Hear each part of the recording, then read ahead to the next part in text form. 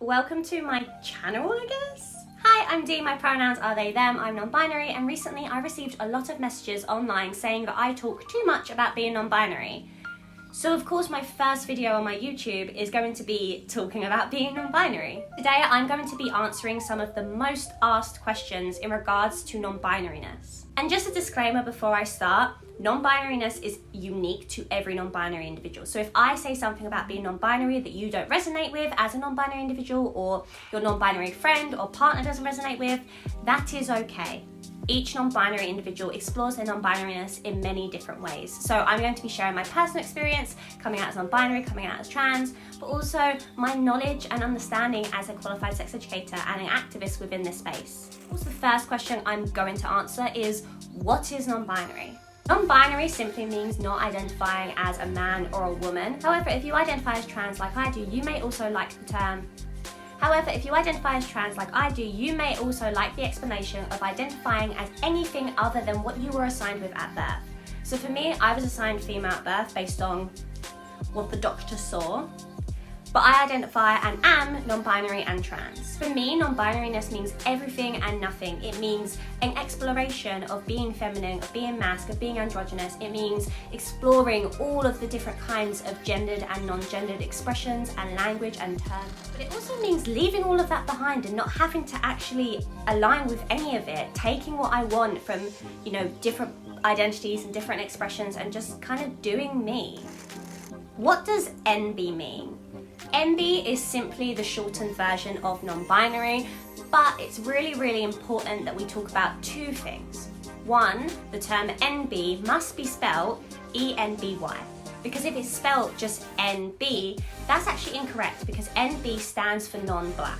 It's also important to know that not all non-binary individuals feel comfortable using this shortened version of non-binary. I absolutely love NB, but I know so many non-binary people who don't.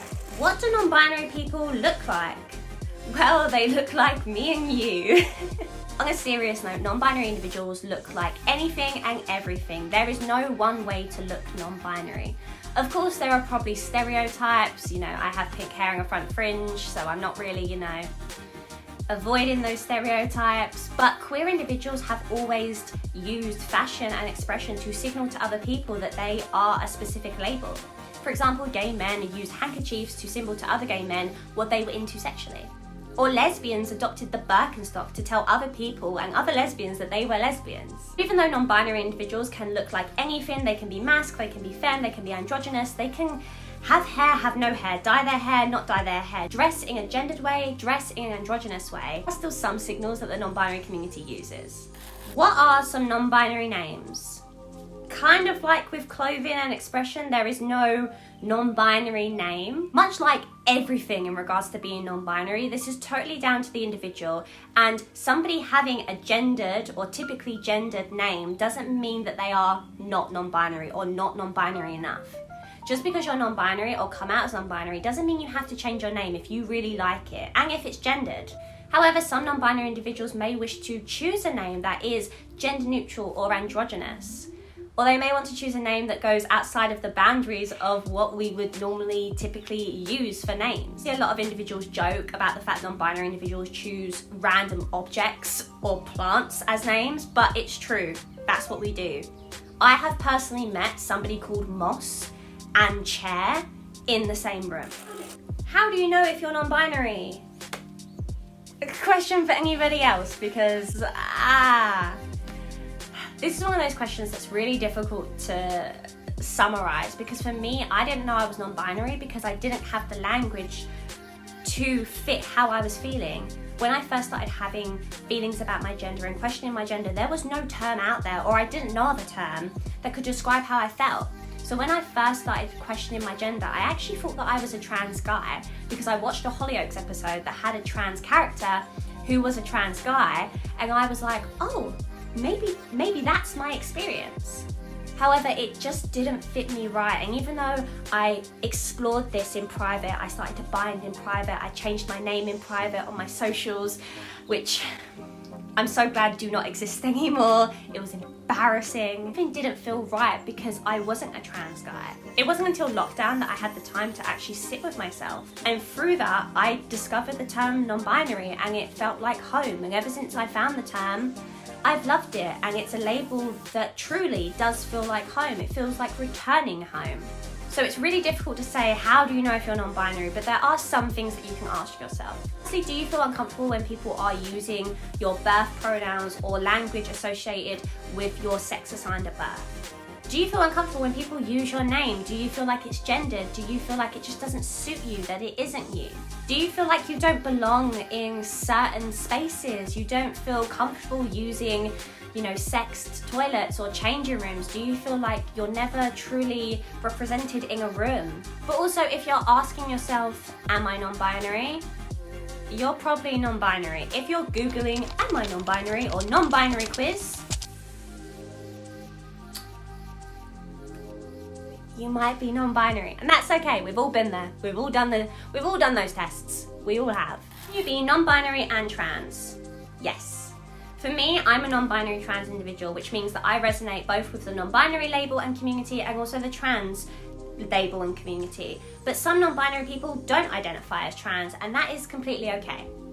But there are quite a few trans individuals out there who will say that non-binary people cannot identify as trans, and that is simply wrong. As I said at the beginning, trans means identifying as something other than what you were assigned with at birth. So non-binary fits underneath that umbrella. And the beautiful thing about trans and non-binary is that they are both umbrella terms, which means they have multiple other identities sitting underneath their nice little umbrella. But also, they sit underneath each other's umbrella as well. So you can be trans and non-binary. You can be non-binary and trans. You can be trans but not non-binary. You can be non-binary and not trans. It's completely down to the individual. So, do as you want. You have to medically transition as a non-binary individual. No. I'm a non-binary individual who doesn't want to medically transition. I don't want to go on testosterone. I may want to have top surgery in the future, but I'm not necessarily sure. One of the biggest misconceptions that trans and non-binary individuals and anyone who falls underneath those two umbrellas faces is this idea that you have to transition medically to be trans enough. But you just don't. You are trans enough regardless of what part of your journey you're on, regardless of whether you want to medically transition or you don't, regardless of if you're on a waiting list or if you are pre-surgery, you are still trans and non-binary enough. But if you do want to undergo medical transitioning, that's great. Is the non-binary pronoun? Well, the most popular and used non-binary pronoun is they, them, which is 600 years old before anyone comes in saying, oh, it's a new thing, oh, it's a trend. It's not. The singular use of they, them is over 600 years old and is used by Shakespeare in Hamlet, it's used by Chaucer, it's used by Jane Austen, so shh. Don't want to hear it. However, non-binary individuals don't have to only use they, them or use they, them at all. Some non-binary individuals may feel comfortable using gendered pronouns. Some may want to use a combination of gendered and non-gendered called multiple pronouns. Some people may want to not use any pronouns at all and go by their name, or maybe go by a different sort of pronoun called neo-pronouns. It's completely up to the individual, and if you are newly out as non-binary, if you're a baby MB, if you will, exploring your pronouns is a huge thing. So don't feel like you have to adopt a pronoun straight away. You're completely allowed to change pronouns throughout your entire life. I have gone back and forth between pronouns so often. And also, you can use different pronouns on different days. You can use different pronouns in different situations, mostly to keep yourself safe as well. How do you use they, them pronouns in a sentence for a singular person? I'm not even going to give this question any airtime because you've been doing it for as long as time. That's it. Oh, somebody left their umbrella. Oh, somebody's parked in my parking space. They've left their car there. Oh, I've got my neighbour's package. I'll give it to them later. Come on, sheeple. You've been doing it for years. The gender-neutral title that non-binary individuals can use. The gender-neutral title that non-binary individuals like myself legally use is mix. I'm going to say that again because no one ever says it correctly. It's mix, as in like a mixing bowl. How can you refer to a non-binary sibling? Well, the answer's in that question. Sibling. But also there is a non-binary alternative for sibling called nibbling, which I think is so cute. Adorable. How can I address my non-binary partner? partner. But on a serious note, there are some really cute non-binary alternatives, such as shipmate, companion, and enby friend. I love. Also, you can totally use a random word or name for your partner. One of my previous partners used to call me Bug because we watched the film The Matrix, and there's a character in it called Bug who is non-binary, so it just kind of came together. But also, if your partner wants to use gendered labels such as girlfriend and boyfriend, or husband or wife, that's completely okay. It's totally down to the person, and you should ask your partner what terms they feel most comfortable using. I guess that's enough of talking about being non-binary for one video. And if you want to know more about being non-binary, because you know I'm going to talk about it anyway, come back and subscribe maybe. I don't know, do whatever you want to do. I'm not going to tell you. God, I'm non-binary. I can't make my own mind up. I don't really know how to sign off a long form video, so I guess I'm just going to do a be kind to non-binary people, okay? We've got it tough at the minute.